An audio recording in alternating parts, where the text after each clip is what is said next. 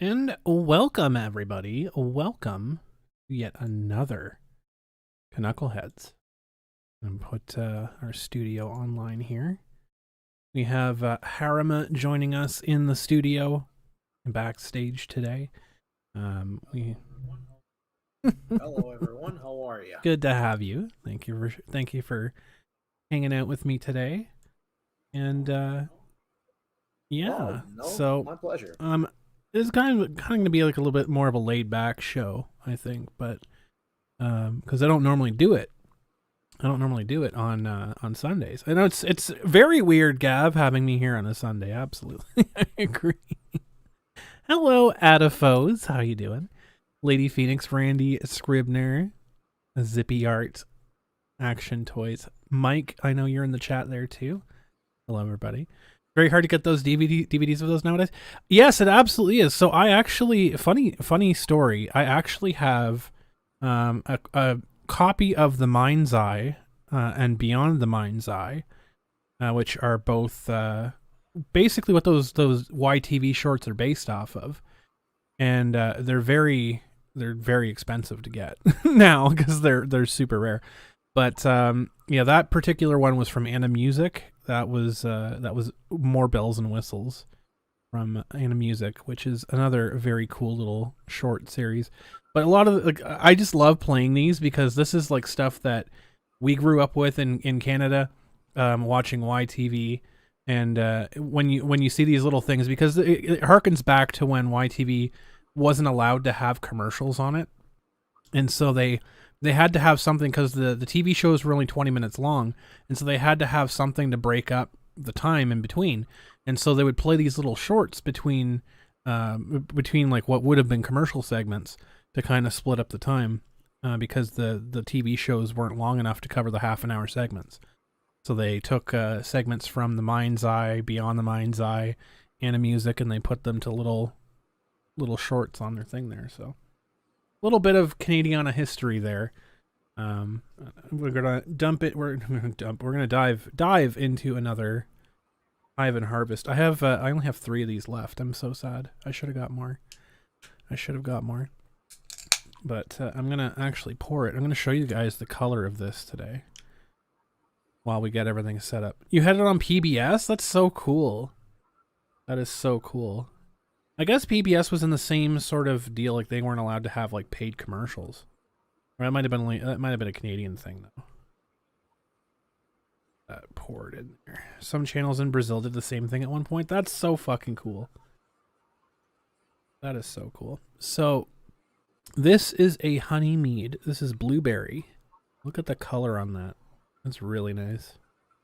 The blueberry mead that we have made locally here in Ontario. That's the good shit. That is the good shit. So yeah, I wanted to do the show yesterday, but I was literally so fucking drained and in pain from work. So I just kind of vegged out the entire day.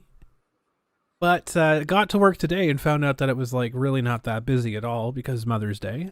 So happy Mother's Day out there to all of the people out there that are having babies. Where's yours, Action Toys? You gotta buy it. You gotta buy it from the website. Go to the You gotta buy a baby? Action Toys already has babies. Fair enough. I didn't know it was a mandatory requirement. Action Toys already has a couple of babies, including being a big baby himself. But but it's always good to see everybody here. How has your week been, Harima? I mean, it could have been better, but I'm not gonna try and bring everybody down. I think that's been like the sentiment for most people this week. It's been kind of a shitty week right across the board for quite a few people. I mean, I know this week. Yeah, just to give you guys an idea, my baby back ribs. Just to give you guys an idea of what my Saturday looked like. So, I worked all week. You know, Friday had my day off, which was nice. I wake up Saturday and my right hand is numb because both of my shoulders are flared up with tendonitis and arthritis. So I was having a really good time, a very good time. So I was not. I had like no energy. I was super tired. I was in a fair amount of pain on Saturday, so that's why I didn't do the show on Saturday. PBS is not allowed to have commercials because it's a public station. That's what I thought. What was it? TVO is the same thing in Ontario here. Like we have the public broadcasting system and we have access to it here, but it's a bit different. Yeah, we're actually going to talk about that as well, Mike, a little bit later. We're going to talk about that a little bit later. Kind of was spurred on what the whole point of this show was Tug getting struck and everything else like that. The main reason you can see on screen right now, the reason that I decided to do this show today was because of a wonderful, they gave a really good hearty try, but they kind of struck out. And we're going to talk about that in a little bit. We're going to talk about that in a little bit as well. But I wanted to kind of have a show. Again, I haven't scripted any of this, so this is going to be all over the place. But I kind of wanted to have a show to talk about a few different things, because I've noticed over the past little while that there's been a lot of people that have been jumping on, trying to either do their own streams, own broadcasts, do their own articles, or go on social media and act like a bunch of different things. You live, Skeletal Observer, good to see you. Act like emulate a bunch of different people, right? There's people out there that are trying to emulate Nick. There's people that are trying to emulate Tug. There's people that are trying to emulate Renfamous, etc. And while that is, it's noble in its endeavor to try and emulate people that you admire, there is also good and bad that come with that, and we're going to talk a bit about that as well. I'm going to talk a little bit about that. So, again, this is just more of an informative thing, right? Like, I don't have any formal training. I have some very, very brief formal training in terms of journalism and stuff like that, but nothing. I don't have any pieces of paper backing up. I don't have any PhDs. I just have many, many years of experience in both customer service as well as marketing, etc. So very much just speaking of my experiences, not speaking as of the professional degree or tally of this. So take it as you will, right? And as I'm going to say this multiple times throughout this broadcast today, don't just take my word for it. Don't just listen to me because I'm somebody on YouTube or Twitch or whatever, or social media. Don't just listen to me. Don't just take my word for it, right? Do your own research. Figure it out yourself. I have integrity and built trust. Respect your audience. Absolutely. Doesn't have to have a degree. I agree 100% with that. 100% with that. So basically, this entire topic, right? I didn't want to give a spotlight to somebody who really made an ass of himself in terms of the person that's on the screen right now. I really didn't want to. But then that stuff happened. Then a few different people talked about it. A lot of people believed it was true without actually looking at anything. And then a lot of those same people refused to acknowledge the fact that the same person actually came out and admitted that the entire thing was made up. And then on top of that, the other part of why I wanted to talk about all this was because Tug did get struck down.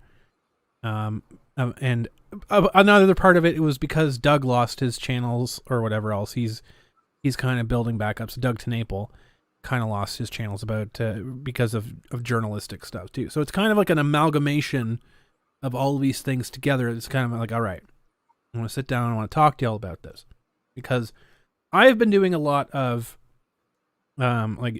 stuff going on there, journalism and all that stuff, like bringing stuff to the forefront, right?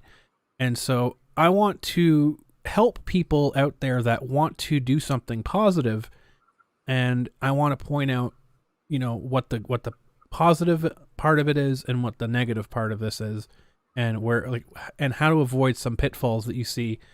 I can break down exactly why Doug got his channel taken down, exactly why Tug is getting his strikes and getting people taken at him.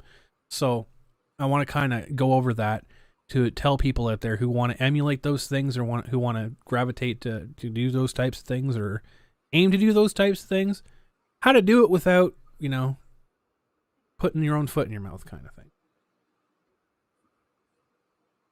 All while sipping on some delicious blueberry mead. That's really good stuff. But I think it's a really important topic because I actually had a conversation. So that we'll start out here with Sims Girl Gem, right?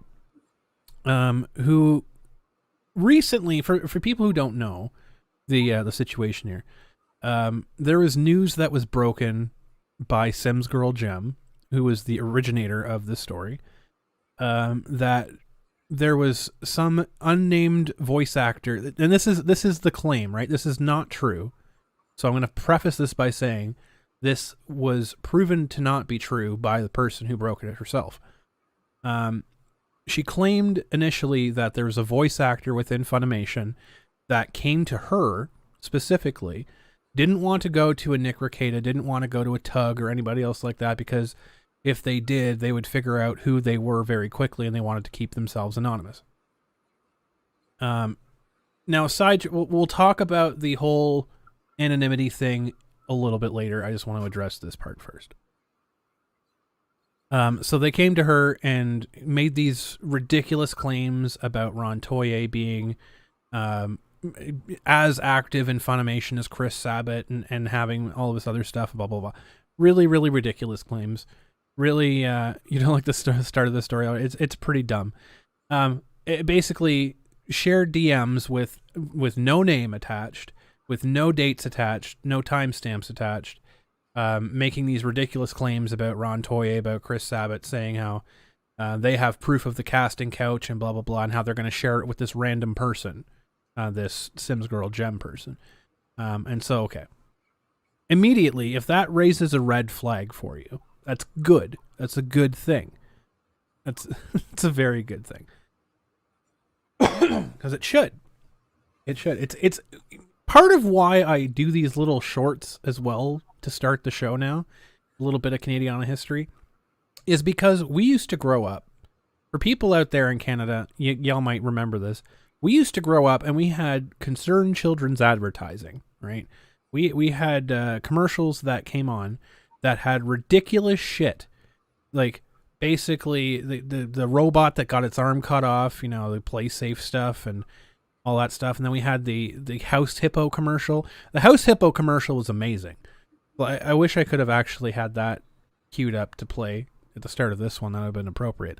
Basically, it's like this like hinterland who's who, and it's showing a hippo roaming around somebody's house. It's like a tiny hippo.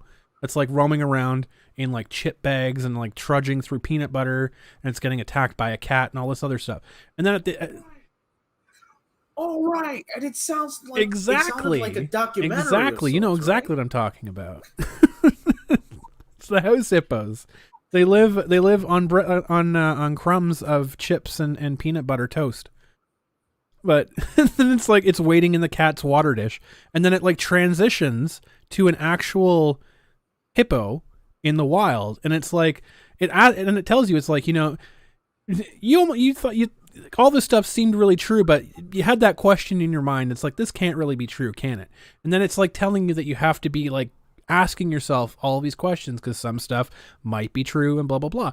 We grew up with that. I don't know if that was really in America, but I from everything I know. No, we were too stupid for that. Basically, this was another part of those things where they couldn't run commercials, so they ran these little infomercial things. How dare you call Jamie Markey a house hippo? The house hippos were real. No, how do you dare? Exactly. How dare you besmirch the house hippo name by attaching it to Jamie Markey? He is clearly worse. But so we had these little things where it's like it told us to, like, you know, as much as that sounds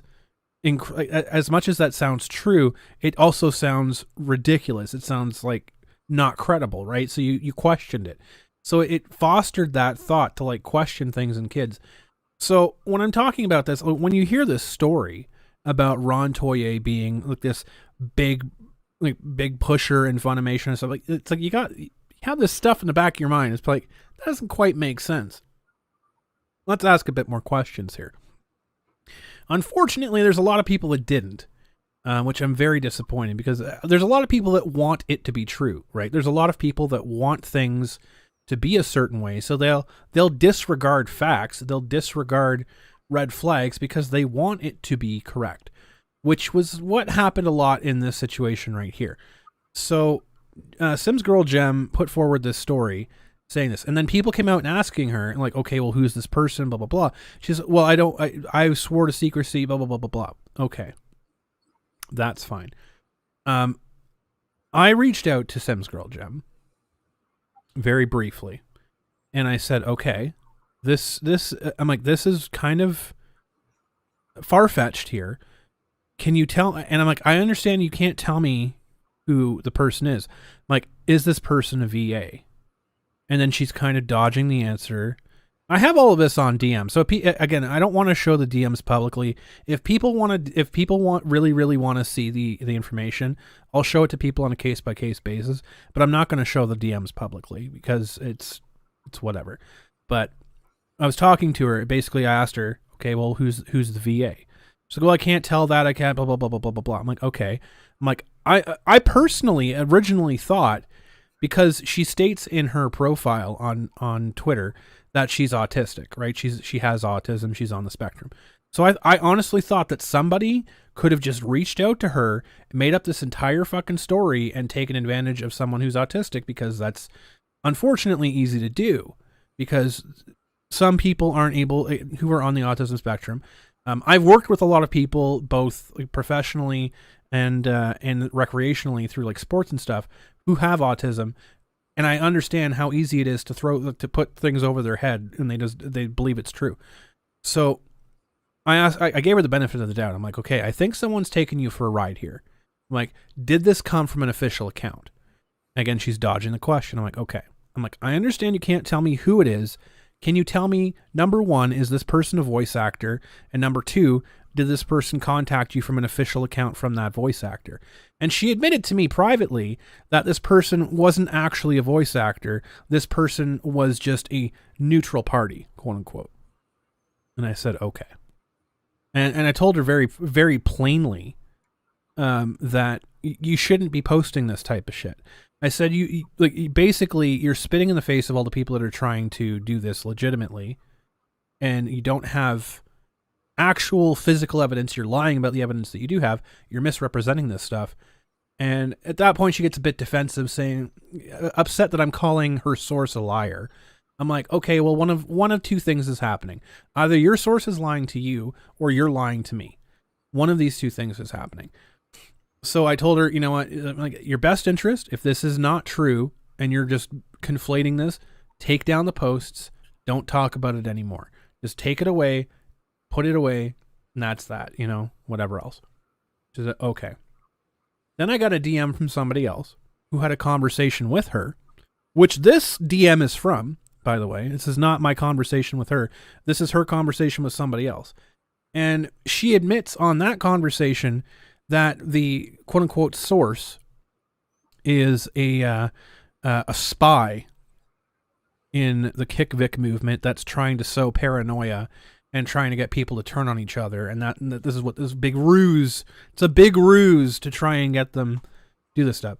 So I understand that there's people out there that really want to help out Vic, that really want to help out, whether it's Quentin Flynn, or whether it's Todd Habercorn, or whether it's insert random person here.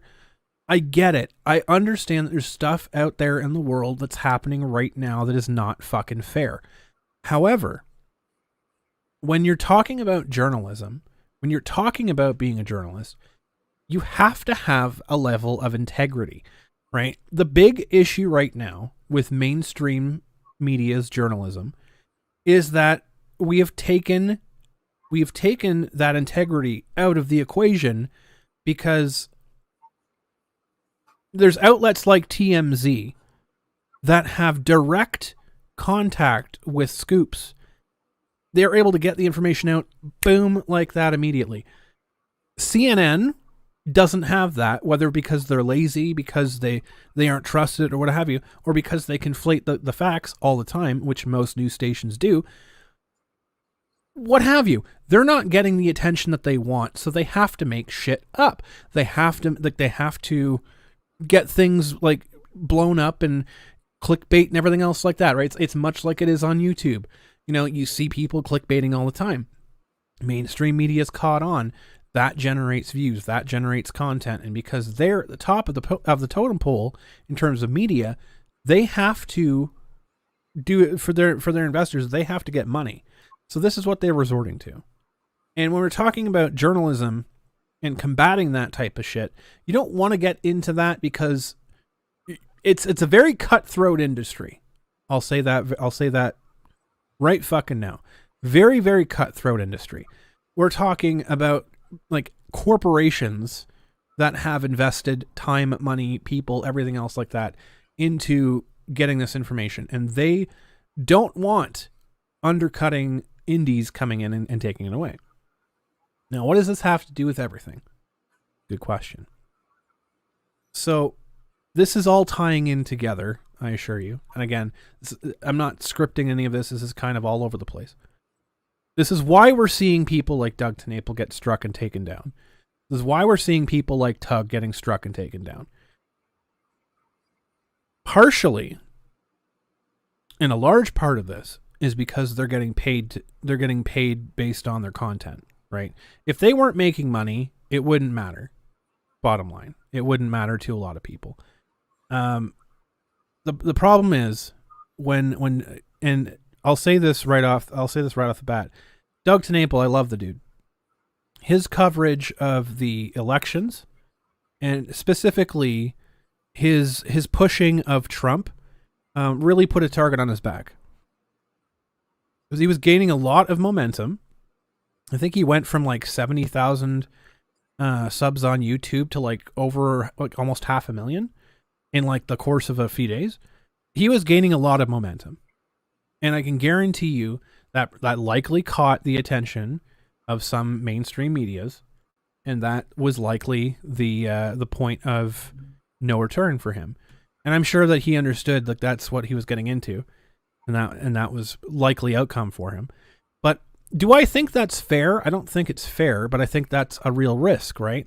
When you're doing something and you're getting countercultured, right? You are the counterculture, like you are the Alex Jones. Yeah, like from like 30,000 to like 470,000 was ridiculous. It was a huge jump. But like you are the Alex Jones, right? You are the counterculture to mainstream. You're the person out there calling shit out. You're the person, whatever else. That's a dangerous thing when you're talking about someone who can captivate an audience like that, who can get a reaction, who can kind of generate that momentum. Because you have Doug, who is who's very much Christian, very much right wing, very much on his laurels, and that's idyllic for most of Trump's support base, right? Because they're in the same boat. And so when you have somebody who is in Doug's position, right, who is captivating to listen to, who knows what to say, when to say it, who knows how to deliver things, and et cetera, et cetera. Now, was he saying stuff that was true? I don't know. He was talking a lot about the different counts. He was talking a lot about, he was calling out a lot of stuff about specific things, et cetera, et cetera. Basically, some of it was ranging from like truthiness to tinfoil hat. I don't really know. However, I mean, I think ultimately that's probably what got the target put on his back. Again, whether that's fair or not, I have no idea. However, this is a downfall. This is a big pitfall of trying to be an independent journalist. You can do that if you're a part of a CNN, if you're a part of an MSNBC. You can do what Doug did because you have a corporation shielding you, right? If you do that as an independent person, you don't have a massive team of lawyers. You don't have a huge swath of investors to come to your aid and say like, no, blah, blah, blah. Will we ever see that? I hope we do.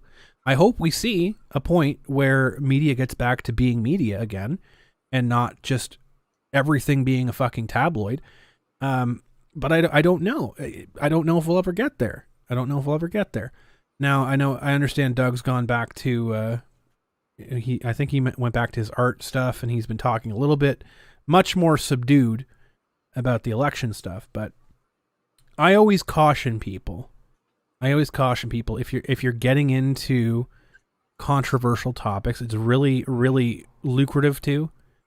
Especially if you're able to hit that vein correctly, and you're able to captivate audiences, you're able to capture the imagination of those people. Great. However, fly too close to the sun, your wings are gonna burn. So, so for those people who want to emulate that stuff, again, understand you're going up against. We won't till Section 230 is updated and modernized. I think that's also a very good point. But I think Section 230 is also very much in favor of those, and I think any modernization of it would be geared towards bigger corporations as well. So it's a very, it is literally being taken out of context. I agree. It's very difficult right now in terms of being an indie journalist, right? Look at you look at the Doug situation. And I know a lot of people don't like Doug. He's very polarizing. However, I don't think that anything of what he was doing or saying was wrong. I don't think it was bad. I think, him make him gearing content towards people and trying to give people who literally just got dealt a really huge blow some kind of hope and reinforcement. There's nothing wrong with that.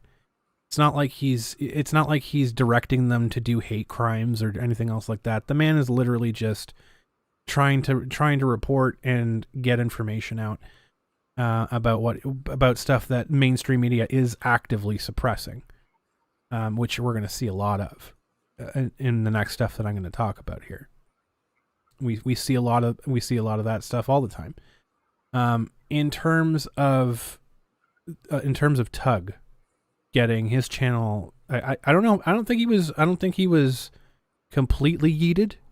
I think he was just first strike. So I don't think he can live stream right now, if that's my understanding. He and a number of other YouTubers have been doing some very I don't know if it's high level coverage, but he and a bunch of other YouTubers have been doing basically daily content, much like some did during the Vic Mignogna situation. Community guidelines strike, so a week suspension. Okay, that makes sense. Basically doing daily content covering the Amber Heard Johnny Depp cases, which again is fine. There's nothing wrong with that whatsoever.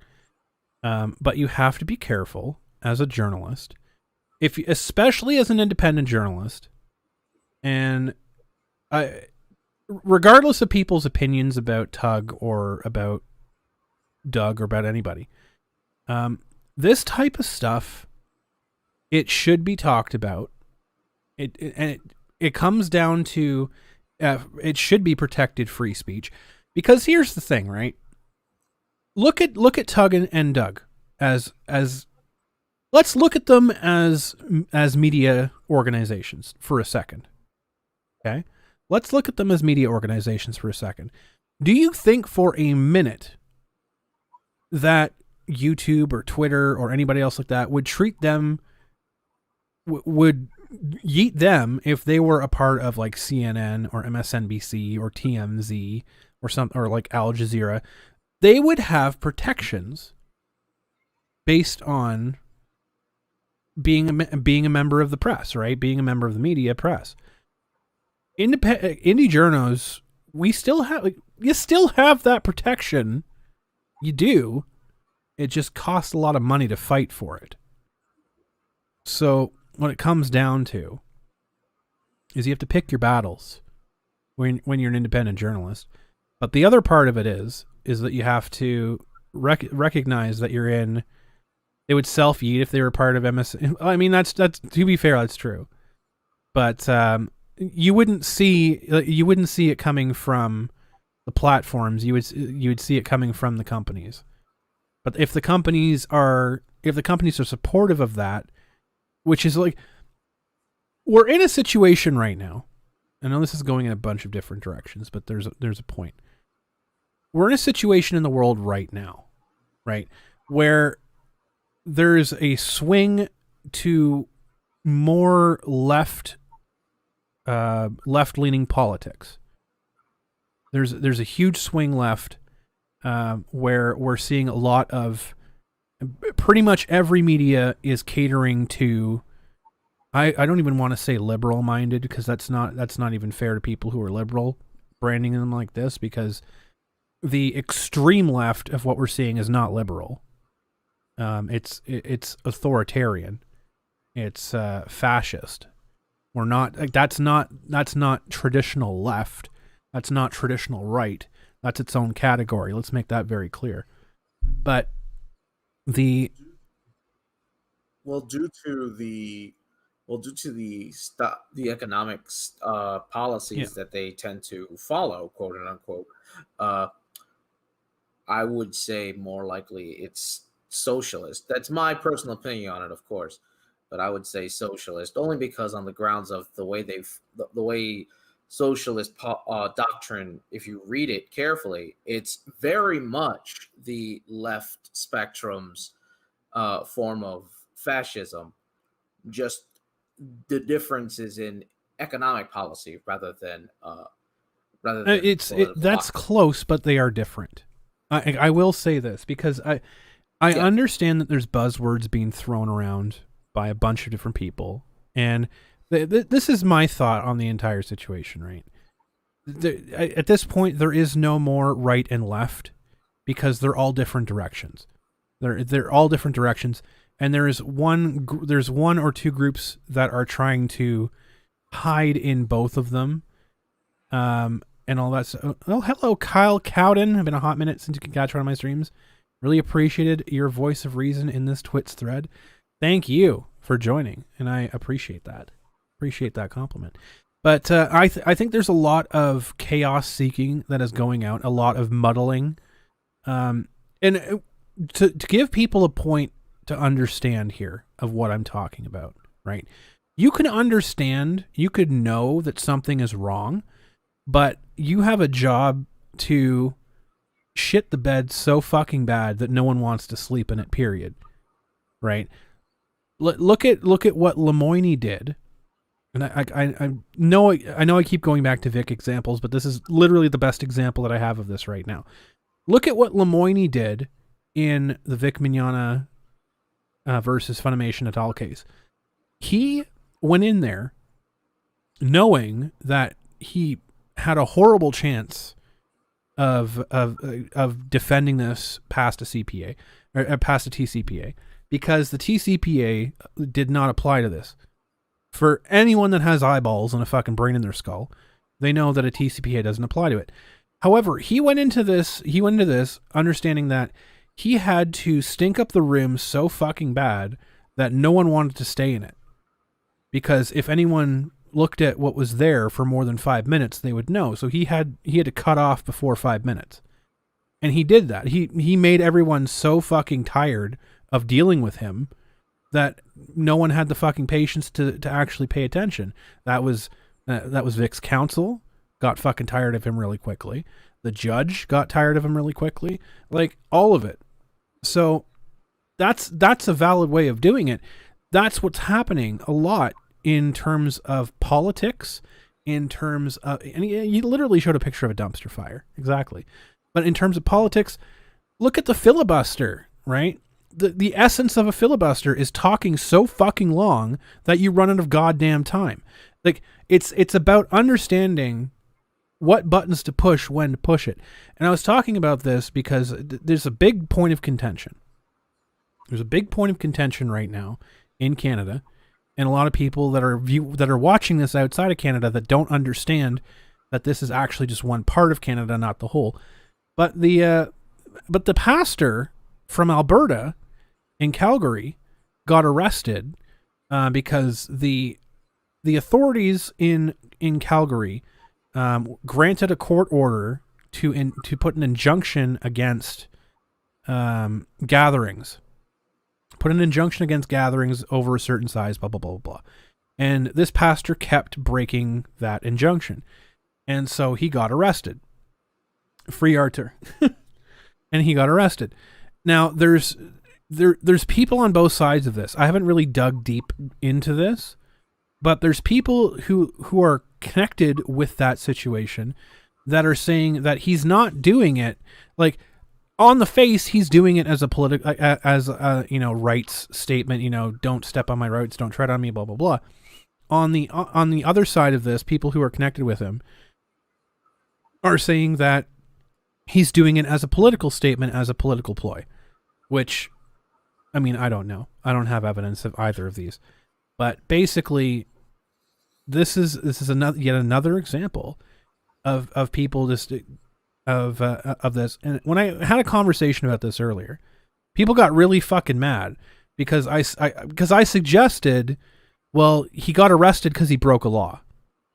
Whether or not it's a good law or not, that's not for me or anyone else to decide. It's a shitty law, absolutely, but he broke a fucking law. He got arrested for it. Now, is that my fault? Is that his fault? I mean, not really. The person that made the stupid law wasn't the Prime Minister of Canada. It was the Premier of Alberta. who is a conservative premier, who is probably doing this exact thing to make a political statement against the prime minister. Because you see both the premier of Alberta and the premier of Ontario shitting the fucking bed so goddamn bad that everyone's getting mad. And what are they doing? They're turning around and they're blaming the federal level, which has no impact at all. This is what I'm talking about. This is what I'm talking about, though. When you look at it from a political aspect, and this goes right through media as well, it doesn't matter. It doesn't necessarily matter what the facts are in terms of this. Is it bad that he got arrested? Yes. Unexpected? No. So we understand. So now we understand that it doesn't matter what the right and wrong is. It matters what the overwhelming majority in power think the right and wrong is. Now, again, this is not me saying that's correct. This is a roundabout way. This is a roundabout way of me going back to my original point here and saying that right now in the media it's very much left powered, but it's not left, right? It's authoritarian, it's fascist. Now, socialism is different from, you have to separate socialism from fascism. As much as they might be close, they are different because this is what I'm talking about. There's a bunch of people out there that are trying to muddle up what these things mean, and they're trying to push certain agendas and push certain points. So it's very important to be fact-oriented when talking about this. We took the scenic route, do you say? Yes, exactly. It's very important to be fact-oriented, because once you lose sight of the facts, then basically anybody at all can talk into your ear and gaslight you into what they want you to hear. And I hate that term gaslighting as well, because that's another fucking term that's been way over fucking used. But there's a point of why it's being overused. There's a point of why socialism is being blended in together with fascism, because the people that are making these decisions, the mainstream media, the politicians, the man behind the curtain, what have you, whatever you want to call it. I'm getting like Alex Jones levels of conspiracy here. But these individuals here are ones that are trying to muddle the room so fucking bad that we can't tell what's different. We can't tell. Cringe, overused, literally, you don't. Exactly. Call a spade a spade. Gaslighting is lying and propaganda, absolutely. So right now, when we're talking about the mainstream media and the whole censorship, flat out what it is, the whole censorship about being pro-Trump or being pro this or pro whatever else, the fact that Doug TenNapel's getting yeeted off of YouTube, all that stuff is because the main factor, the three-quarter majority right now is geared towards authoritarian fascism, and it's crushing down all the people that want to have freedom to say whatever they want, because that doesn't fit in with authoritarian fascism. Socialism is different. Socialism, if you're talking about the non-financial side, that's more communism. If you're talking about the financial side, then that's more socialism. But again, like that stuff doesn't really regulate. That stuff doesn't dabble into speech per se. I mean, you don't see a socialist usually don't see a socialist losing their fucking mind because someone wants to talk up like Trump and whatever else. I don't see socialists being upset because Trump is good for socialism. Let's just say it that. Like, let's just say it straight. Trump is good for socialism because when Trump is in, money's flowing. Money going around means everyone gets money. Socialists are happy. You can do whatever you want. If everyone's making a ton of money, you can raise taxes and no one will care. Some people will care, but you know what I mean. But what we're talking about here, and this is where we see the division, right? So Doug's getting persecuted a lot for his political aspects of things. I would say Tug is, and there's a lot of people, unfortunately, that are walking this line, that are covering the Amber Heard, Johnny Depp situation, right?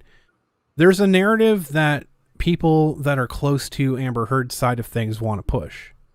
And unfortunately, they're the people that are more favorable to the authoritarian movement right now. And so they're the people that are holding the keys. This is a problem because when you look at what Tug is doing, right? Tug wants to talk about it. Tug wants to bring the forefront that Johnny Depp is absolutely being unfairly treated, which he is. I don't think there's a person alive that can say that Johnny Depp is not being treated, that Johnny Depp is being treated fairly. There's not a person alive that can say that. He is absolutely being mistreated by the courts, by the media, by a ton of different people. He's being browbeaten because he's a celebrity and they think that he can take it. The problem here is though, you have to pick your battles with these things.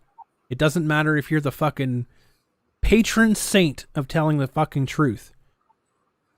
If you're not on the right side of it, it's what it is. The conversation I had the other day about the pastor getting arrested was very much to this point. People are outraged, people are mad, and they want to do something about it, and they feel like nothing they do is changing anything. And it's true. You can't do much about it right now. Like this is the problem, right? The opposing side has all the momentum. And for you to be punching and pushing and screaming and doing everything you can, it's not going to do anything but make things worse. It's like that Chinese finger trap, right? The more you struggle, the worse it gets set in. What I really want to get across to people is when you're being a journalist, you have to be impartial. You can't have an investment in one side or the other. Or if you do have an investment, you can't let it go through. You can't let it go through what you're writing or what you're doing. You have to be impartial when you're delivering news, when you're reporting on something, when you're delivering that. Otherwise, one way or the other, it's propaganda. Because if you're putting your own information, if you're telling people what to decide, how to feel, what to do, you're pushing your own emotions on people. That's propaganda. What we're having an issue with right now, and I tried to explain this to people. I really hope I got it through. And I'll explain this to you guys right now. If you want something to change, then you have to figure out what the right time to push is. Because I can tell you right now, punching and screaming and you know, having whatever sort of protests or whatever else against a certain group right now is not going to be effective. Because right now, that group has all the leverage. That group has all the power. So there's a couple things that you can do. You can wait it out until the pendulum swings back. You can waste your energy and time by trying to push back, and then just give them a devil to rally against, right? Because that's ultimately what it is. Is if you go out there and you do a protest, or you do literally anything. You could literally sit in a park silently and protest Black Lives Matter, right? Because whatever reason, you could do that legally. And you could not do anything bad. You could follow every rule and every law. But right now, that gives the opposition of that, which right now has all the leverage and has all the power, that gives them a devil to go after. That gives them someone to demonize. It gives them a target to go after. Now, there will be a day when that eventually backfires, but today is not that day. Today is not that day. And if you want to make a difference, you have to realize that you have to stop giving psychopaths targets, and you have to do things in a different way. Like walking into a Walmart without a mask on right now and pitching a fit and screaming at the top of your lungs Gestapo because they want you to wear a mask. It's not going to change that. It's not going to change the fact that the country's not going to wake up tomorrow and be like, oh my God, you know what? This person on YouTube is correct. We shouldn't wear masks anymore. It's not going to happen. You know what it's going to do? Because of the situation that we're in right now. We're in this authoritarian fascism area. We're not quite there yet, but we're heading in that direction. The more that happens, the more that people who are unhinged can point to and say, look, see, we told you that was going to happen. Look, this is what happens when you don't have rules. This is what happens when you don't enforce rules. This is what happens when blah, blah, blah, blah, blah, blah, blah. And then you get more clamped down on that situation, whether it's correct or not to do. It depends on the situation, right? I can guarantee you right now, I would put money down right now that if we rewound the clock and we had a conservative prime minister in office right now, the situations would flip. The conservative premiers of the provinces, their provinces would be perfectly okay and everything would be under control. And the liberal or non-conservative owned, ran provinces would be hell under fire right now. And they would all be blaming the conservative prime minister. Because it doesn't matter who's in, it doesn't matter who's in if it's not your person, right? It doesn't matter who's having the power unless it's you having the power. And this is what we have to understand as people. This is why it's difficult to listen to mainstream media, because mainstream media is in the pocket of governments. It's in the pocket of politicians. It's in the pocket of people who have interests beyond the people's interest, right? So this is why, being an independent journalist, you can't emulate mainstream media. You can't emulate tabloids, because that shit is all influenced in some manner. What we got to get back to is independent journalism. We have to get back to being critical thinking. We have to get back to reporting on shit that we don't necessarily agree with. But the facts are the facts. Right? I'm pointing out this tweet today. This one right here. Even though, she came out trying to swing for Vic, trying to defend him, trying to shit up the other side. I call it out, even though I'm a supporter of Vic, right? I had Toye on the show, not because I hate Vic, but because at my core, I'm a journalist, and I go in and I give the proper attention to things that need to get attention. I call this shit out, like I did on Twitter here, telling people stop acting like it's a fucking game, because what she did absolutely was fucking insane. But the point is, people on all sides do this. They do it constantly. And some people willfully turn a blind eye to this false shit.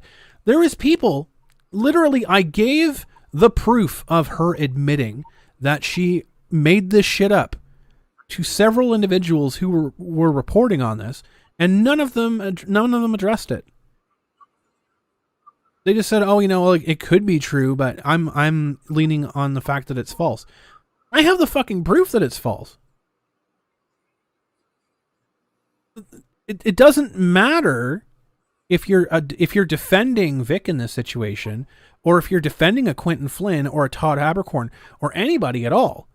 If you're defending somebody, and someone comes out to their defense with something really fucking stupid, and if you side with that cheapens your support to them, right?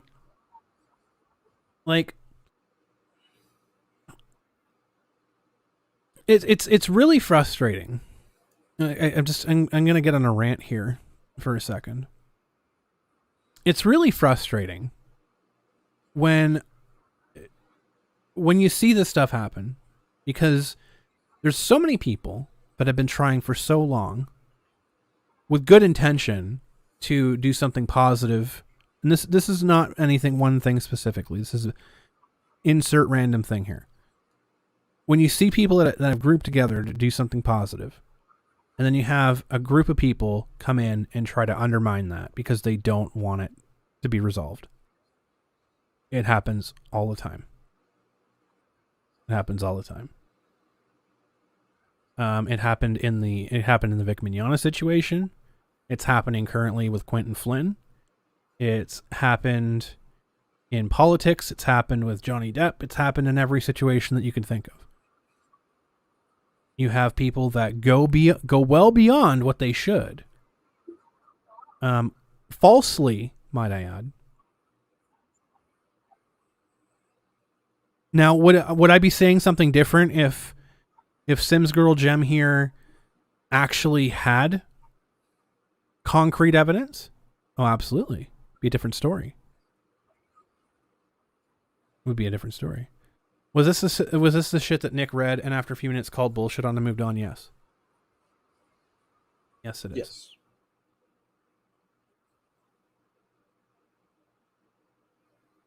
However,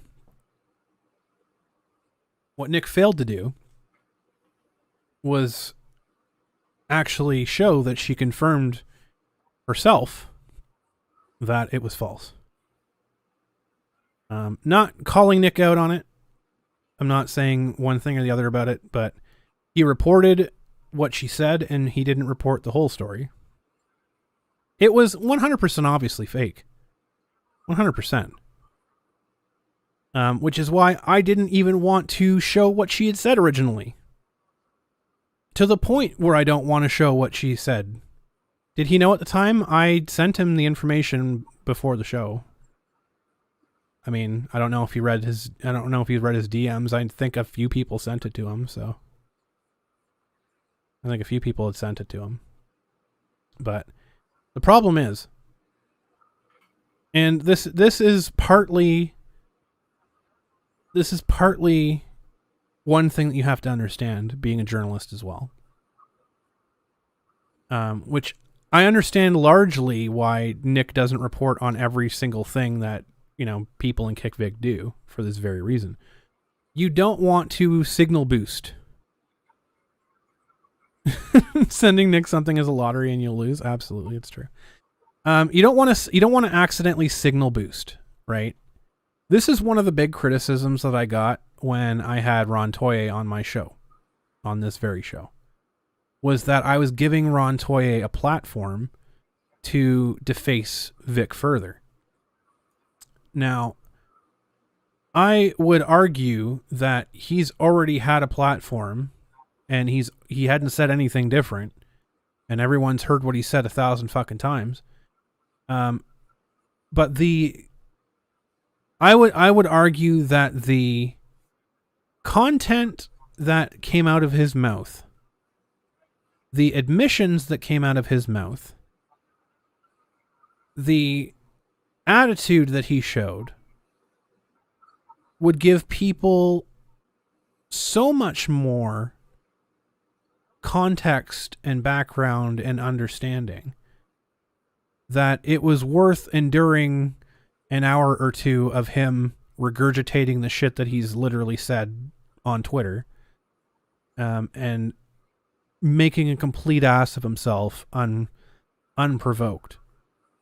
So now there is literally hours of him admitting straight up to all of the shit that he's been accused of.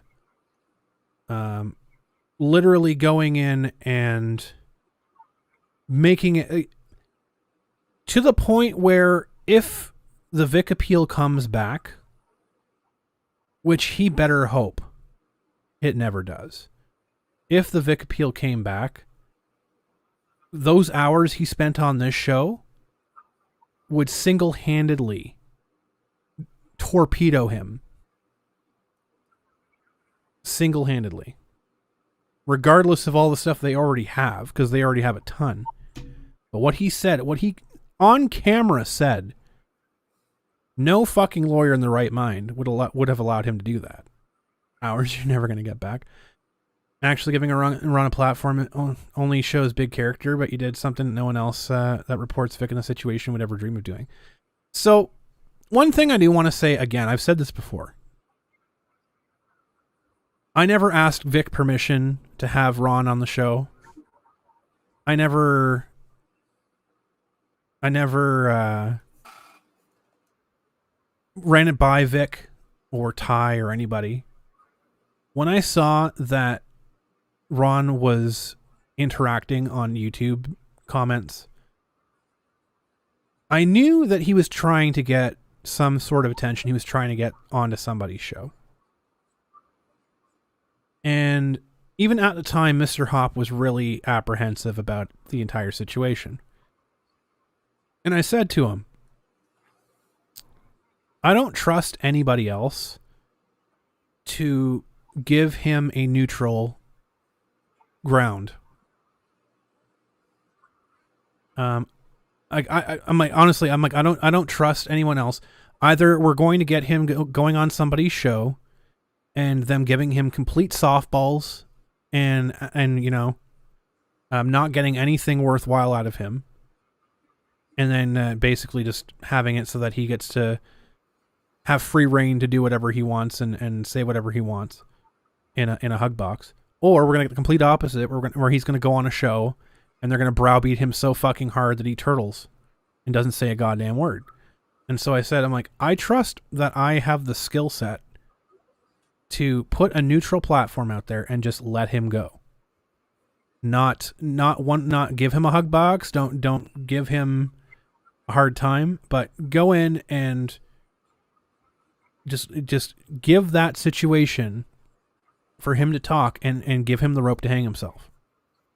Which, in my opinion, he did. Y'all can go and speed through that if you want to. But in my opinion, he absolutely hung himself several times. But that's the entire reason why I did it. And I understand that Vic was pretty upset. We had a conversation about that. Several conversations about it. And yeah, he didn't quite get it at first, but he understood eventually. Like, it wasn't a fact of me like trying to get attention. I wasn't trying to build my channel. I didn't have anyone following this channel. I still haven't broke 1,000 subscribers on this channel. Like, I don't care. It was a fact of it was an uncomfortable thing that needed to be done. Skill set didn't stop you from rolling your eyes a few times. There's a point to that too, Kyle. There is a point to that too.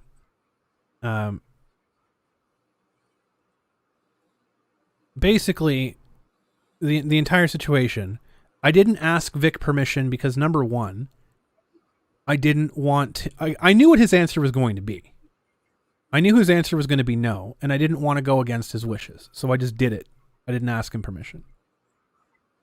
I didn't want to be that cunt that goes and asks him, "Oh, can I do this?" He says no. Well, I'm going to do it anyways. So I just did it anyway. I just did it without asking. Number two, I didn't want to put him in a situation where people would accuse Vic of leveraging people to go after people, right? Like they've done a million times. What I did in those interviews, what I do all the time, basically, I do of my own volition.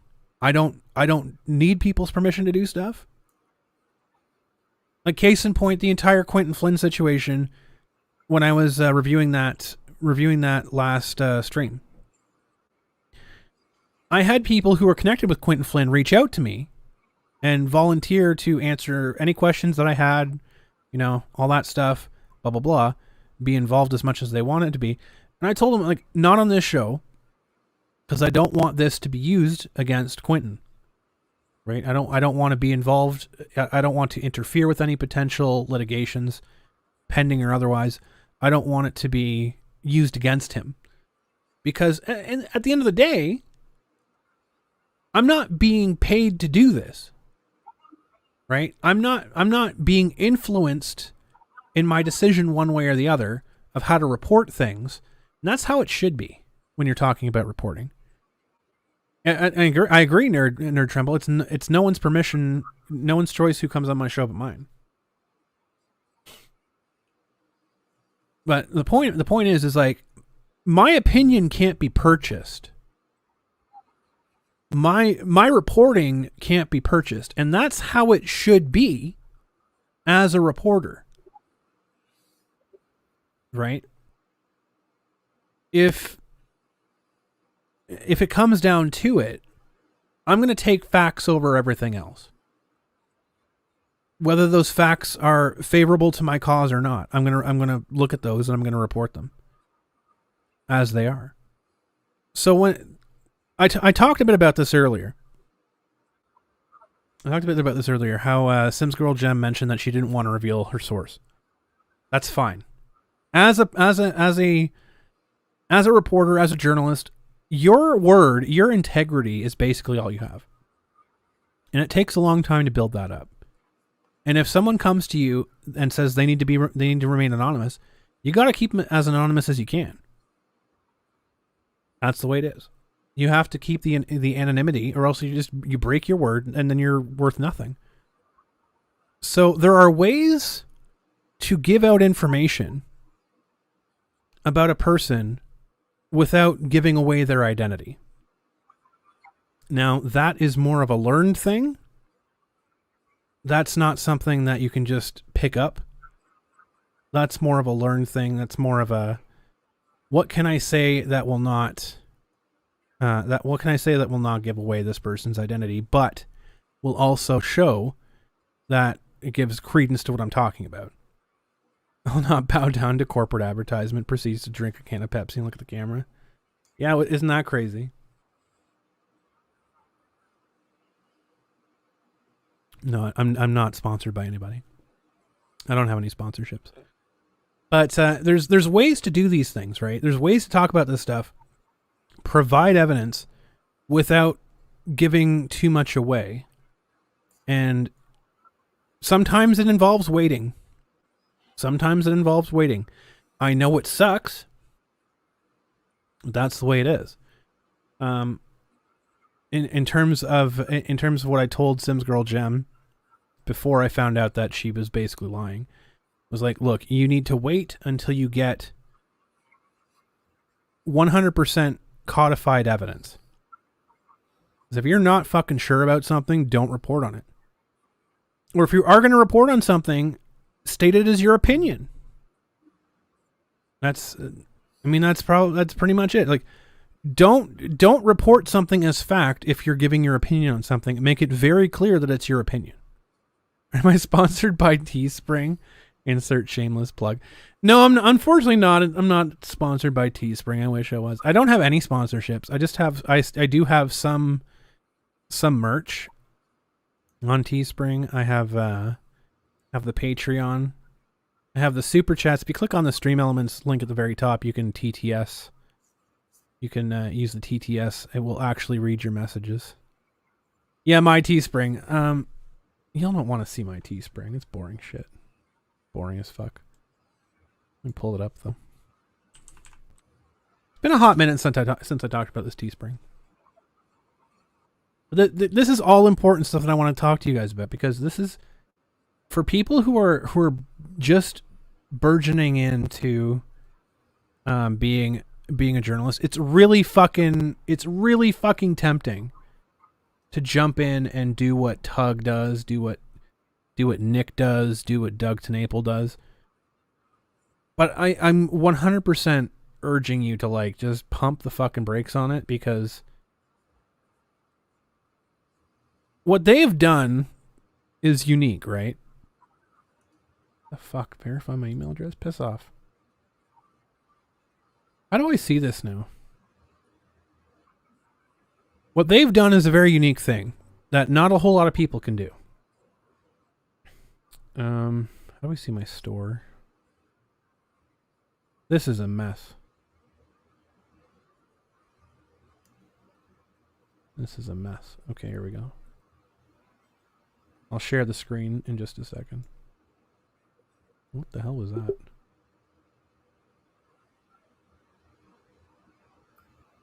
The hell just happened?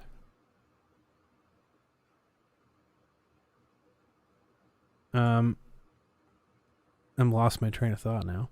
But yeah, okay, so it's really tempting to do what the big YouTubers do, right? Like the Tim Pools.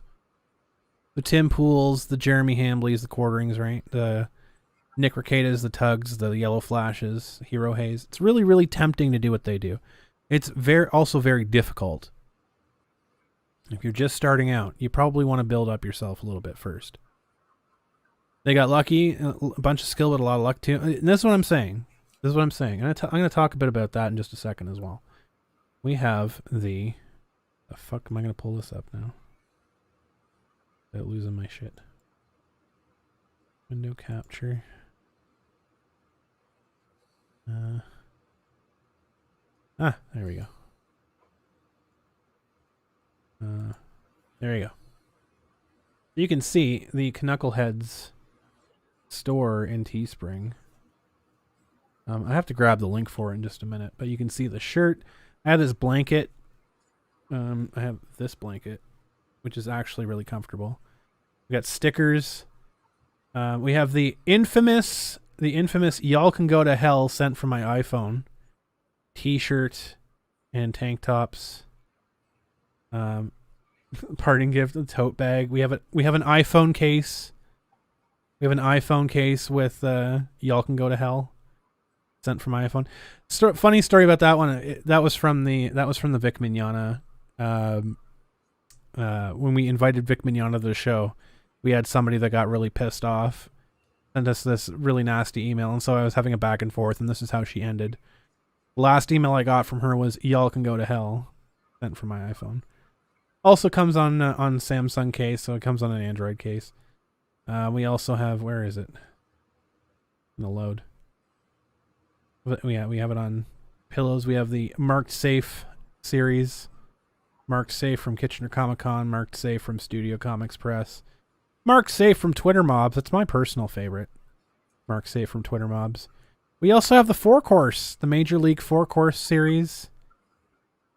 What is the Go to Hell reference? So there was an email chain that I had with somebody.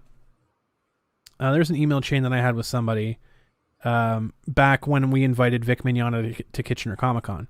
Now she took exception that we had Vic Mignogna, and so I was having a very pleasant conversation with her, explaining to her why we're still going to invite him and why it's unfortunate that she chose to break her terms of service with us and break her contract and basically shit talk the convention when she had a non-disparagement agreement with the convention because she was a guest. So we told her, well, unfortunately, we're not going to be going forward with you as a guest at this or any other events, blah, blah, blah. And she replied back at the end of this entire email chain with "Y'all can go to hell," sent from my iPhone. That was great. The Major League 4-course was actually a reference to when we had Ron Toye. We actually have the legendary tank top. So this was born of Ron's really stupid remark about how incompetent he thought Ty and his crew were, about how they came to court so unprepared. It's like if you brought a horse and a fork to a baseball game. So I made a Major League 4-course MLB Major League shirt with the television remote on the back of the wife beater. You can see Major League 4-course with the television remote on the mug. I actually have that mug as well, and I think I have the wife beater. So there you go. That's just some of the ridiculous merch that we have at the Canuckleheads store. Fun fact as well, a bit of Canuckleheads lore. When we had Ron Toye on the show, he actually purchased he actually purchased a shirt and a blanket. So there you go. I didn't ask him to. He just wanted to impress me with how much money he could spend. So he purchased a blanket and a shirt because he's a fucking weirdo. If he wanted to spend the money that bad, he could have just ignored the TCPA and let the case go through. Right? But all right. So true. It's so true. How do I get the link for that store? Oh, wait. It's right there, isn't it? Yes, it is. If you want to see the store yourselves, I'm going to drop it in the chat. You can check out the store. You can get your very own Canucklehead swag. The fuck, Ron? He literally purchased a shirt. I think he might have bought like 2 shirts, and he bought a blanket because he was like, look at how much I can pay. Like, good for you, buddy. Good for you, buddy. Pay all the money, but no evidence. Well, somebody else bought. Oh, looks like somebody else bought like a T-shirt. That's cool. I priced it as low as I possibly could. I'm like making literally no money from these, so like it doesn't matter to me either way. But yeah, go for it. Go for it. Have at it. Basically, I don't make money. I just have it there so that y'all can have fun with that. So there's integrations on here too. I gotta look at this stuff later. There's like so much crap I can do with it. I gotta figure out what the hell I'm gonna do with all that. Does Monica need to put 2 shirts together? Maybe that's what the blanket was. It's a pretty big blanket, all told. It's like white on one side. Like you can get the color. You choose your color on the inside, but it's white. Mine's white, but it's a really nice like throw blanket, and it's got the Canuckleheads in the bottom corner. So got that in the bottom corner, so. It's really nice, but maybe Monica uses this as a bath towel. I don't know. Big enough. It's big enough to cover at least one cheek.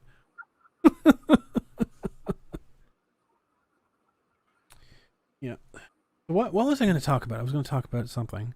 Oh yes, getting big on YouTube and how not easy that is. So I did want to say just one thing briefly.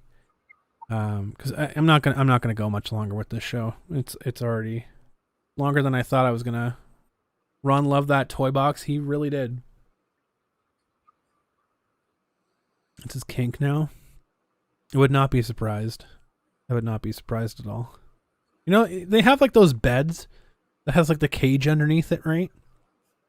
I'm pretty sure that's what their bed is. Like that kink bed that has like all like the BDSM shit on the top of it, and then like the bottom of it's just like this animal cage. I think that's where Ron sleeps. Shut me in that box. Oh God. But yeah, in terms of getting popular and getting bigger on YouTube and things like that, because I've heard people asking in other people's chats, what's the key to success on YouTube, Twitch, blah, blah, blah, blah, blah, right? And everyone always says the same thing. Oh, consistency, this and that. That's part of it, yes. It's not. That's not it, though. The problem is, for a lot of the individuals that we've been talking about today, I mean, aside from Doug, because I think Doug is the only person that I'm aware of, that I know on YouTube personally, that has basically done it himself. Like, has basically built an audience himself. Everyone else that I know has ties with really, really big fucking content creators and the ability to network with them. So networking is 100%. I would say networking is 99% the key to success in terms of getting big on YouTube, in terms of getting big on Twitch, things like that. Also being good, like being entertaining. That certainly helps. Being entertaining, being engaging, being on time, being consistent, Doug got some boost from an early association with Comicsgate. This is what I'm saying though. Like Doug got that boost from Comicsgate, but him getting in the rocket and taking off was when he was covering the U.S. election. Like that was really when Doug fucking nailed it. He figured it out. He did get brought back into the fold when he was tied up with Ethan Van Sciver and Comicsgate and all that stuff, but he didn't really grow, right? He just kind of got to a certain point and just was there. But he took the fuck off when he started his Trump coverage and his election coverage. So, I mean, hats off to him because he fucking caught lightning in a bottle, and he definitely found the right niche for himself, right? That's a big thing. That's a very big thing. It's finding the thing that you're good at, bottling that, and selling it. Because like Doug's art streams were great, and all that stuff. He's a fantastic artist. That's not everyone's cup of tea. But in terms of him talking about his religion and him talking about his politics, he's a fucking Viking at both of those things. And that's apparently something that people really, really love on YouTube. So, I mean, kudos to him. And not everyone can do that. But in terms of other stuff, in terms of other people's growth in their channels, I don't think I have seen a YouTuber or Twitch streamer yet that has broken 100K without being associated with like 5 or 6 other channels that are close to 1 million or tripled, or 6 digits. It just doesn't happen. Very, very rarely. We're talking about back in the original days where Justin TV predated Twitch and all that stuff. Yeah, you had a chance to really break through as a big streamer back then if you were hitting specific games or you were doing certain things or you're streaming certain things. But now it's very, very difficult to break through.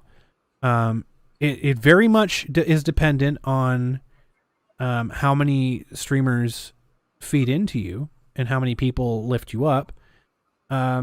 Which is it's kind of ironic because I do see, and I'm not gonna name people because I don't want to start beef. It's not the point of this. There is a number of people out there that are crying for help right now because this, that, or the other thing, one thing or the other, and they're saying that we should all be working together, etc. We shouldn't be fighting each other, etc. But these same people only feed back into the same group. They don't go out of their way to lift other people up. They don't go out of their way to help out other entertaining streamers or people that they might be threatened by. So I think that's a problem. And I mean, there's plenty of reason to not have people on or not spotlight streamers or what have you because they don't fit your model or they might not cross well with your crowd. That's one thing I'll like, as much as Doug can be hot and cold with people. That's one thing I'm always going to give him credit for. He will take anybody at all on his channel. Doesn't matter if you have 10 subscribers. Doesn't matter if you have 10,000. Doesn't matter if you have 10 million. He'll have you and he'll chat with you and he'll have a good time. Whether you have a good time or not, it's up to you. But that's one thing I will say about Doug that is, I think, a huge contributor to his success is because he's very good at networking with a huge variety of people. He's really good at connecting with a bunch of different demographics. And I think that's one thing that a lot of streamers and a lot of YouTubers, Twitch, YouTube, whatever else, Facebook, anyone can kind of take from is that, yeah, it's nice to have your little group of people that you do a show with or that you have a network with or that you do whatever else. But that's gonna stagnate, right? You're only gonna get so big. If you want to enrich your own experience, you want to enrich your stream, your programming, then you gotta have more people from outside your group, more people that don't necessarily agree with you, because that's always good content. Having people that you might not necessarily agree with, have people that you might necessarily get along with on your stream to talk to you. I'm not saying adversarial all the time, but I think that's good for growth. And I think that's also important as a journalist. Talking to people that you don't necessarily like, doing stories, doing both positive and negative stories. Just do the facts. Report the facts. Talk about it without your feelings. Try talking and reporting on stuff without inserting your feelings. Like, this is one thing I'll say. I'll give advice to people out there that are covering the Johnny Depp situation. Take your emotion out of it. Honestly. Because when it comes down to, I mean, for me to get, for myself to get struck, and for me to lose my YouTube channel, doesn't matter to me, right? I have a full-time job. I don't care. I don't get paid from YouTube. I just do whatever. Doesn't matter to me. There's people out there that rely on their YouTube revenue. There's people out there that is their job. Like, YouTube is your livelihood. And while, yeah, you're probably making a good chunk of coin by going and stirring up controversy or reporting on controversy, or, oh my God, like rage bait, click here, Brie Larson thumbnail. It's cool. It's great until you hit the wrong fucking nerve, the wrong fucking person. And then it's gone. And then you don't have it anymore. Can people under 100K subs really live off that revenue? Nick did it. Absolutely. It depends on how engaged your viewer base is, right? Because you could have 10 million subs and no one watching your channel. You could have 100K subs and 99,000 people watching your channel and paying you every day. Like, that's a lot of money. 99,000 people watched my show and paid me $1. That's $99,000. So that's a lot. It really depends on how engaged your viewer base is, and that's really comes with the community that you build, right? So that's all. That's what I got to say about that. Is I for people out there that are finding their niche. Nick live streams, though. You don't see many drama channels doing anything besides vids. There's some drama channels that do live streams. Not many, because it's not as lucrative. It's not as lucrative. The YouTube algorithm really favors like 5 to 10 minute videos, as opposed to like 2 to 3 hour live streams, right? Like, for example, my streams average about 2.5 hours to 3 hours. My hours watched in about 8 months is nearly 10,000 hours, where most YouTubers struggle to get 500 hours at this point. I have 10,000 hours watched and I have less than 600 subs. So, I mean, I bring a lot of fucking views to YouTube. I bring a lot of eyeballs to YouTube.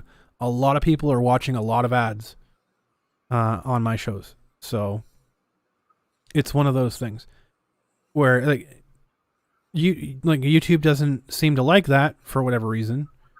But I bring in more views than someone who makes 10 2-minute videos. But sometimes those 2-minute videos get 8 million views because they can just watch them over and over and over again. So it's I'm not even going to begin to try to understand the YouTube algorithm and all that shit for the system.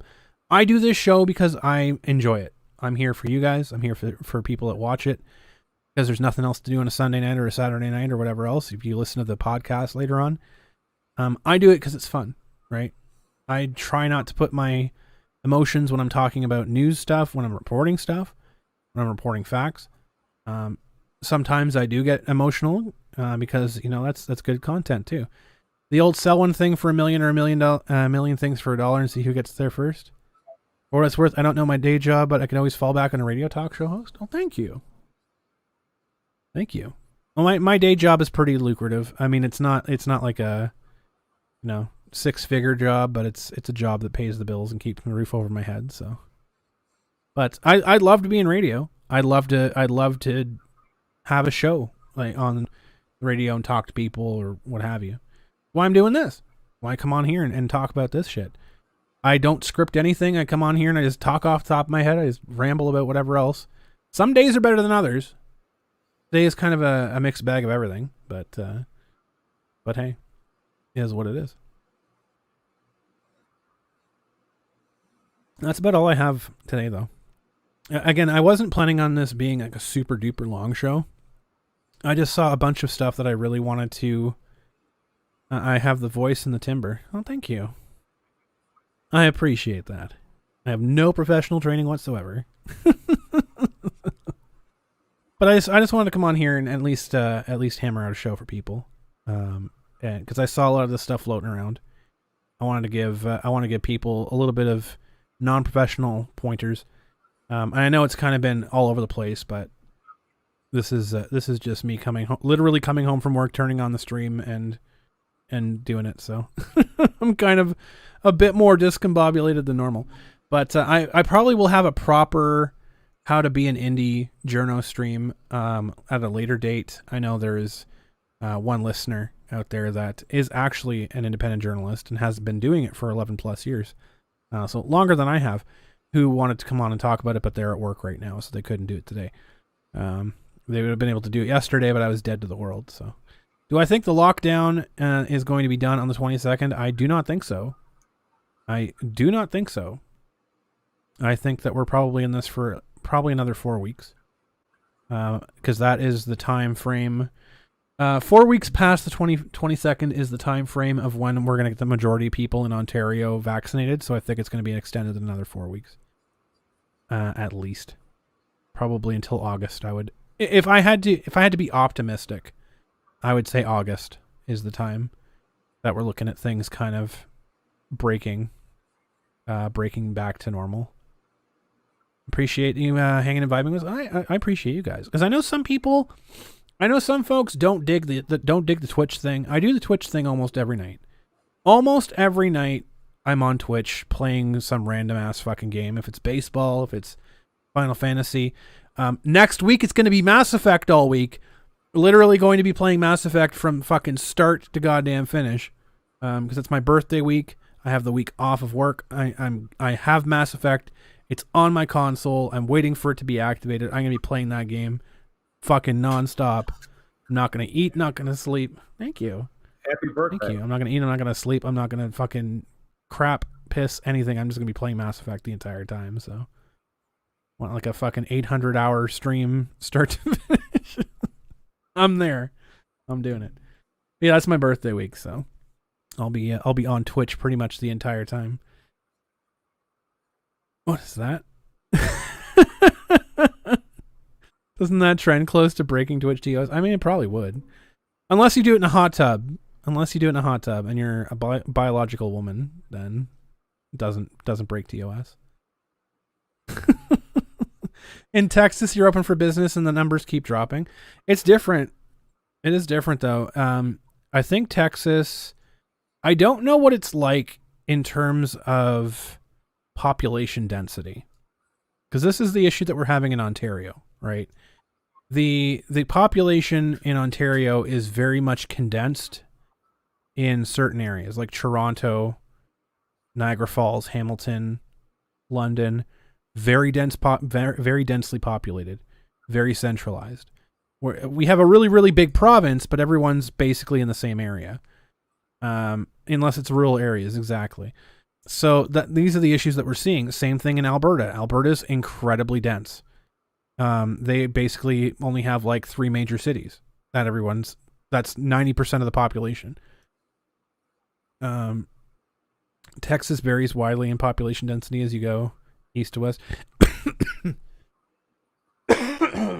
I would assume that that's probably what is contributing to the numbers going down in Texas. Down in Texas, not so much in California. I think California is the same issue that we're having here. Yeah, so Dallas is about 1.2 million, Houston's about 3 million, and Austin's about 300K. Yeah, to give you an idea, Toronto, like the greater Toronto area, is about 7 million people. So that there's that. And that's a bunch of cities all together. That's not just Toronto. I think Toronto proper has about 4 million, but the Greater Toronto Area, which is about like a dozen cities, is about 7.8 million, which is about like 90% of our population. So grocery aisles are already 2 meters wide, so people can social distance automatically. There you go. Perfect. Yeah, so we have a problem with that because everyone's just compact in one area, and every other city that we don't have great distances, right? We don't have like huge property lots. We have everything crammed in together. Edmonton and Calgary are very much the same. Those are like the only two major cities in Alberta, and I think they're roughly around like 3 or 4 million each. So it's a very much a population density issue. Which is why we're kind of stuck where we are. I think I have a feeling that's what California is dealing with too, in their cases. I don't know. I don't know if they've been lifted, but I think Florida is I think Florida is having a good time because they are very separated in terms of that. You shoot viruses. Florida don't give a fuck. Florida does not care. Florida man, it does what Florida man does. Florida man infects corona. Exactly. So I think New York is similar though. I think New York is having a similar issue as to what we're having. Get them COVID varmints. Get them damn COVIDs. We don't take kindly to you folk around here. It's like old man yells at cloud, except Florida man yells at COVID clouds. Yeah, that's good. So I think that's probably what we're dealing with. The UK very much the same. I think population density is a huge issue over in the UK. India, massive issue, because all of the cities, basically all the population is just centralized in one area. So like they're having a big problem over there too. So I think that's probably what it is like the places that have the more dense populations, not necessarily the more people, just everyone in the same area. That's where we're seeing the biggest issues. So Como got rid of the susceptible ones in the nursing homes, and the numbers stabilized. I mean, that's one way to do it. I mean, if you just go ahead and like mass execute a bunch of susceptible people, then hey, there's nothing for it to infect. I mean, can't argue with results, right? Can't argue with results. Yikes. But no, I'm hopeful. I'm hopeful. We're starting to see more people. Like they just dropped the age to 18 here to get COVID shots, and I think they're going to be opening it up to the rest of the kids as low as 12 by May 24th. So I think that's probably going to cover that's probably going to saturate our population. So we're looking at the end of the COVID craze, hopefully. Probably not the end of masks for like. Probably not the end of masks for like another year or so, but we'll likely see the end of the lockdown bullshit. Group 2 starts tomorrow. Yeah, I'm getting my vaccine on Tuesday, so next time that you see me, I'll be government chipped. So 2 weeks and then you can apply. Let's go. That's pretty good. Whitmer did the same thing. Yeah, it's been one hell of a ride, but we're almost at the end of it. Thank God. We'll get through this like we've gotten through other stuff before, but I mean, hail Whitmer. Almost feel like wearing a mask once this is all over is probably good to do. Yeah, it probably wouldn't be a bad idea. It probably wouldn't be a bad idea. I mean, I'd save on fucking makeup. That's for goddamn sure. And it's that's a bonus. I don't have to do my makeup as often, which is nice. But which one am I getting? I think I'm getting Pfizer because we only have like a handful of clinics around the city, and they're mostly all booked. But I got one that was like close to me, and I think they're giving out Pfizer. So so no life altering blood clots for me, thank God. Thinking about getting it in a drugstore again just to raise the numbers and get rid of those damn masks. Yeah, it's you go for it. I don't know if it's good to take more than what you should. I'm not a medical expert, so I would suggest consulting a medical expert to kind of see if there's a side effect for taking too many vaccines. You say I'll send the buggy AstraZeneca to India. Oof. Rip India. F in the chat for India. Good grief. Masks are not ideal. Immunity system builds up by putting bad stuff in it. Gets stronger by being active, and vitamin C. This is true. Well, I've been active pretty much this entire time. You consulted Dr. Google and they said it's fine. Well, as long as Dr. Google has an MD, then you're fine. I think that'll be okay. I don't have much of a choice but to be active. My job kind of demands This is true. that I be active. This is true.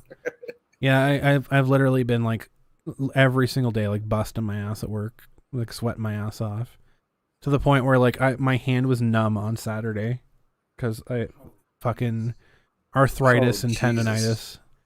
What a dynamic duo that is. I'm like falling apart, and I'm like younger than Nick. Oh my god. Oh man. As I say that, I'm like having a really bad pain in my wrist. But thank you guys so much. I don't really have anything else. Like, Harima, did you have anything you wanted to say? No, not really. Not at all. It was nice to listen and just put in my 2 cents every now and then. Well, if people are wondering who this weird voice is, this is Harima, one of our supreme Canuckleheads, one of the top donators on the Patreon. I think there's only like 4 slots, which 2 of them are taken up right now. If you want to get an invite to every single show that I do, and get to be in here exclusively in the backstage, and even joining us and giving your 2 cents and jumping on the chat with us, you can check out the Patreon. The Patreon, as you can see, other direction from that one, up there, over there, Canuckleheads Patreon. Check that out. And all that fun stuff. You don't think their voice is weird? There's a disembodied voice that's here. It's like, it's like the Wizard of Oz. Pay no attention to the man behind the curtain.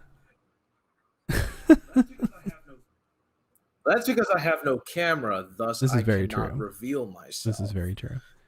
But I'm thankful to have at least your voice. That's always nice. Always nice to have. But I think that's probably sorry, go ahead. No, just glad to hear that. Remember, folks, confirmation bias is a thing. Absolutely. Confirmation bias is 100% a thing. So as always, and I'll say it again, I say this 1,000 times, but here's 1,001. Whenever you're listening to somebody, whether it's on this show, whether it's on a different YouTube show, whether it's on Twitch, radio, mainstream media, on the street, anybody, always look into it with a critical mind. Always ask yourself, what do they have to gain by telling me this stuff? And always do your own research. Number 1, look into it yourself, make your own decisions. Base any decision that you make off of your own thoughts. Don't just take what people say at face value. Just question it. It's always healthy to question it, so go ahead and do it. Just like that House Hippo commercial. Just make sure, as much as the House Hippos may sound legit, something in the back of your mind tells you that doesn't seem quite right. So always ask questions, as concerned children's advertisers taught me when I was young. Thank you guys so much for watching this show. It's been a pleasure as always. But until next time, keep your stick on the ice. Bye-bye.